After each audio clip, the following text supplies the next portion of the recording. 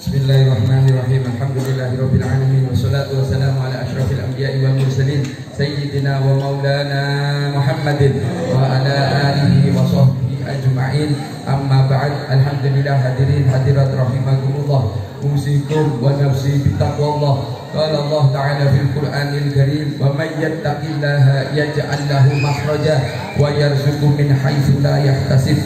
Alhamdulillah, hadirin hadirat rahimakumullah. Kita dipilih oleh Allah, ditakdir oleh Allah, dikumpulkan di tempat yang mana tempat ini insya Allah salah satu tempat yang dimuliakan oleh Allah Subhanahu wa Ta'ala. Dan malam ini insya Allah malam yang istimewa bagi kita. Semoga kehadiran kita di masjid yang dimuliakan oleh Allah ini menjadikan sababiyah kita dimuliakan oleh Allah Subhanahu wa Ta'ala wa Rasulih dunia dan akhirat insya Allah. Allahumma amin. Dan semoga apa yang menjadi harapan kita semuanya, keinginan kita semuanya, urusan dunia kita, urusan akhirat kita, bibarakatil majlis ini Allah ridha, Allah ridha, Allah ridha, dan Allah kabulkan untuk kita semuanya insyaAllah. Allahumma amin. Wabil khusus kepada semuanya teman-teman yang ada keinginan di dalam hatinya untuk menyelesaikan rangkaian safari maulid sebanyak 50 hari. Semoga Allah berikan kemudahan, semoga Allah berikan kelancaran untuk urusan dunia dan akhiratnya, dan semuanya diberkahi oleh Allah Subhanahu wa Ta'ala insyaallah. Allahumma amin. Dan semoga kita semuanya yang hadir di majelis ini Allah berikan kepada kita semuanya kesehatan yang sempurna, afiah zahiran wa batinan insyaallah. Allahumma amin. Salawat serta salam semoga selalu tercurah kepada junjungan kita yang mulia baginda Nabi Agung Muhammad sallallahu alaihi wasallam serta seluruh keluarga beliau, sahabat beliau, para pengikut beliau, termasuk kita semuanya ila yaumil qiyamah. Alhamdulillah insyaallah. Allahumma amin. Hadirin hadirat rahimakumullah. Pentingkah kita mengadakan acara semacam ini? Apakah ini hal yang sia-sia? Apakah hal ini, peringatan semacam ini bukan suatu yang nilainya ibadah kepada Allah Subhanahu wa Ta'ala? Apakah itu bukan ibadah? Hadirin hadirat rahimakumullah, perlu kita ketahui bahwa perintah untuk mengagungkan baginda Nabi Agung Muhammad sallallahu alaihi wasallam datang langsung daripada Allah Subhanahu wa Ta'ala. Kita semuanya yang umatnya yang nanti di yaumil akhir pasti mendapatkan syafaat daripada yang mulia baginda Nabi Agung Muhammad sallallahu alaihi wasallam, tentu wajib mengadakan hal semacam ini. Tentu wajib mengadakan hal semacam ini. Al-Habib Abu Bakar masyhur di satu kesempatan mengatakan bahwa sesuatu yang ada di dalam hati pasti akan diperingati. Beliau memberikan salah satu contoh. Ketika anak-anak kita ada di dalam hati kita, orang-orang yang kita sayangi di dalam hati kita, ada satu hari istimewa yang menurut mereka mungkin hari kelahiran, mereka pasti akan merayakan. Anak kita, orang-orang yang kita kenal, apa bisa memberi manfaat kepada kita? Wallahu a'lam bishawab. Akan tetapi Kanjeng Nabi Muhammad sallallahu alaihi wasallam pasti mendatangkan manfaat untuk kita. Di dunia ini aja sudah pasti mendatangkan manfaat untuk kita. Terlebih nanti ketika di yaumil akhir, dia akan memberikan syafaat kepada kita. Ketika di yaumil akhir, apa yang kita andalkan? Ibadah kita, sholat kita, puasa kita yang kita andalkan, sedekah kita. Apa yang kita andalkan ketika di yaumil akhir? Cuman satu, yaitu syafaat daripada Kanjeng Nabi Muhammad sallallahu alaihi wasallam. Ada salah seorang ulama mengatakan orang yang tidak suka membaca sholawat itu bukan orang yang tidak suka. Perlu jenengan perhatikan. Orang yang tidak suka membaca sholawat bukan orangnya yang tidak suka membaca sholawat, akan tetapi sayyidil wujud tidak mau mendengar sholawat daripada mulutnya. Na'udzubillah min dzalik. Jangan sampai mulut kita diharamkan oleh Allah Subhanahu wa Ta'ala untuk memuji sayyidil wujud Sayyidina Muhammad ibn Abdullah sallallahu alaihi wasallam. Jangan sampai. Karena apa? Sholawat yang kita baca kembalinya kepada kita.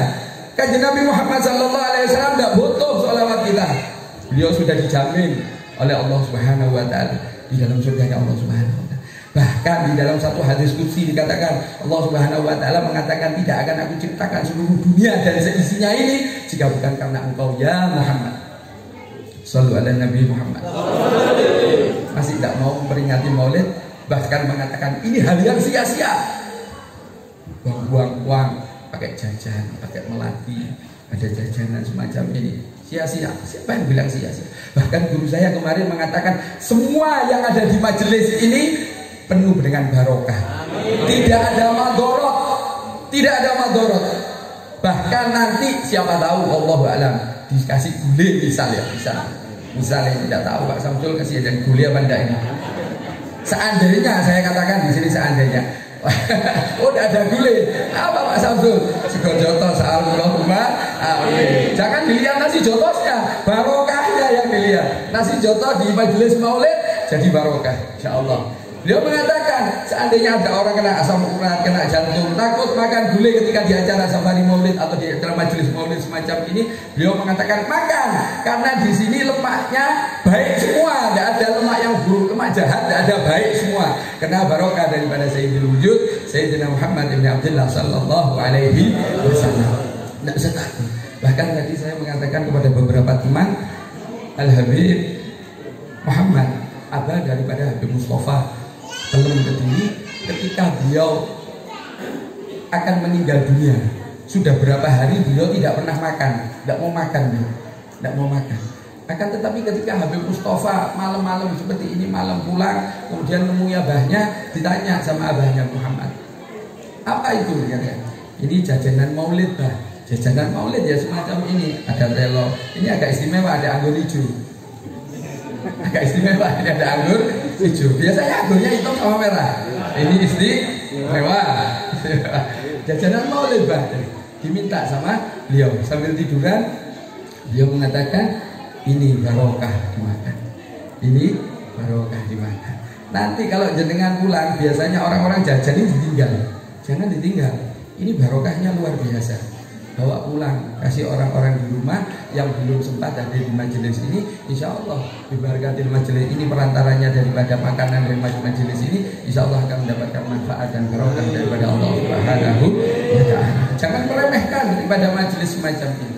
Ini juga ibadah, karena kita melaksanakan perintah daripada Allah Subhanahu wa ta'ala, innallaha wa malaikatahu yusholluna 'alan nabi ya ayyuhalladzina amanu shallu 'alaihi wa sallimu taslima. Membaca selawat perintah daripada Allah Subhanahu wa ta'ala. Di dalam sarah, di dalam fadilah kitab Rohibul Hajjat tentang zikir, tentang selawat itu disebutkan banyak khasiat atau fadilah, keutamaan membaca selawat. Termasuk di situ ada salah satu fadilah yang ketika saya membaca itu bingung. Apa? Sholawat ini bisa menghapus daripada dosa yang kita lakukan. Waktu itu saya pikir yang bisa menghapus dosa adalah bacaan istighfar. Loh, ini kok bisa? Sholawat ini menghapuskan daripada dosa kita. Di dalam satu keterangan dikatakan bahwa Allah Subhanahu wa ta'ala menciptakan satu malaikat, yang mana malaikat ini kepalanya ada di arsy, di bawah arsy-nya Allah Subhanahu wa ta'ala. Tidak usah jenengan bayangkan. Kepalanya malaikat ini ada di bawah arsy-nya Allah Subhanahu wa ta'ala.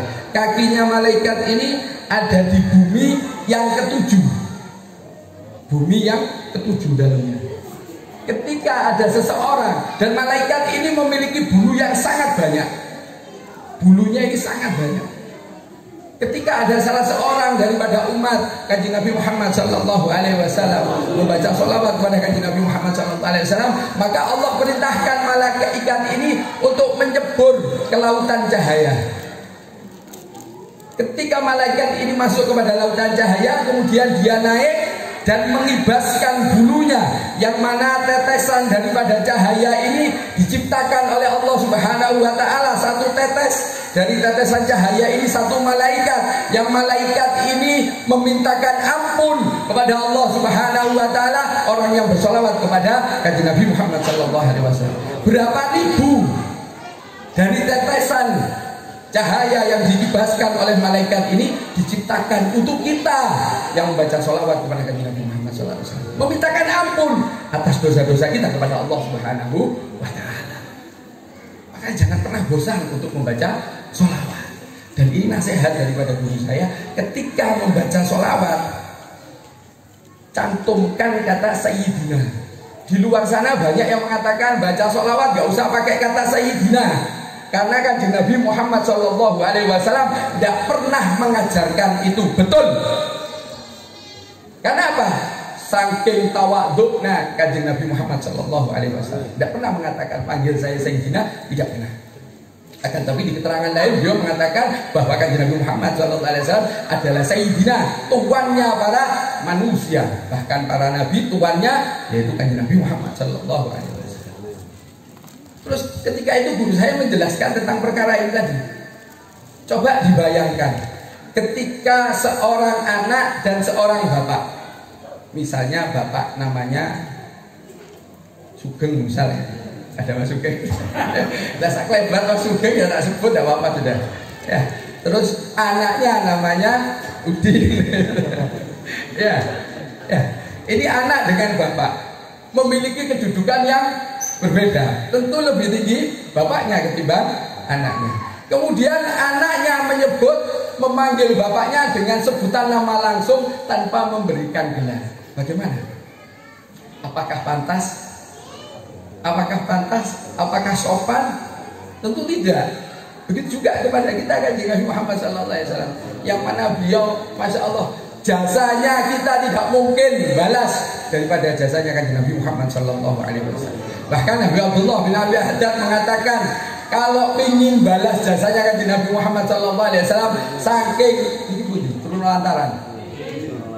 Turun lantaran melampah ke Madinah, damel kedua kelopak mata niki wau tidak akan bisa membalas daripada Kanjeng Nabi Muhammad Sallallahu Alaihi Wasallam. Tidak mungkin kita membalas jasa daripada Kanjeng Nabi Muhammad Sallallahu Alaihi Wasallam. Tentu kita harus mengucapkan dengan kata Sayyidina. Jangan langsung nyebut namanya. Ketika kita berbicara, sebut nama gelar panggilannya. Nabi Muhammad, Rasul Muhammad. Gantikan Abu Sholawat Sallallahu Alaihi Wasallam. Jangan lupa, karena sholawat yang kita ucapkan ini kembalinya kepada kita.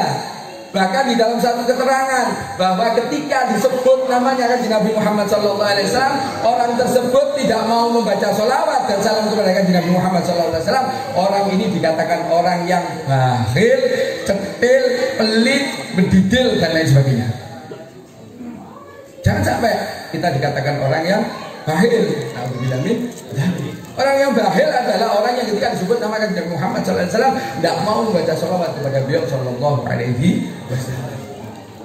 Perayaan semacam ini masya Allah luar biasa. Dan secara pribadi saya sangat senang karena di kota Madiun untuk jadwal safari tahun ini hanya 3. Taman 1, Bruno Lantaran 1, Tawang, Pati 4. Dari 50 hari kota Madiun hanya kejadwal 4, gugur 3, terus mana lagi gugur. Alhamdulillah di sini ditakdir oleh Allah untuk dapat melaksanakan peringatan di hari yang istimewa pas malam 12. Kita mapak karena Kanjeng Nabi dilahirkan di waktu subuh. Dan insya Allah kita semoga diberi kekuatan untuk menghidupkan malam daripada malam yang mulia ini. Ini malam lebaran bagi kita. Karena ketika tidak ada Kanjeng Nabi Muhammad Sallallahu Alaihi Wasallam, kita tidak ada. Bulan Ramadan tidak ada, Lailatul Qadar tidak ada, dan lain sebagainya tidak ada.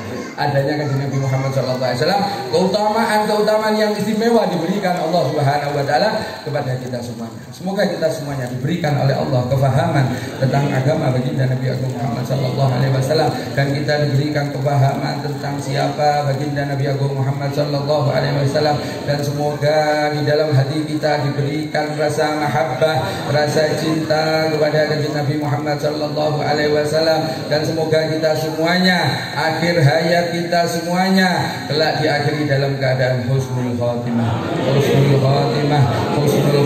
dan kelak kita semuanya dikumpulkan bersama yang mulia baginda Nabi Agung Muhammad Sallallahu Alaihi Wasallam di surganya Allah Subhanahu Wa Taala. Insyaallah, Allahumma amin. Al-Fatihah. Iyyaka na'budu wa iyyaka nasta'in ihdinas siratal mustaqim siratal ladzina an'amta 'alaihim ghairil maghdubi 'alaihim waladdallin amin. Kada lekat saking kula ucapan gerak tubuh ingkang boten pas nyinggung dhateng manah panjenengan sedaya kawula pribadi nyuwun agung pangapunten dhahiran wa batinan wal 'afwu minkum. Assalamualaikum warahmatullahi wabarakatuh.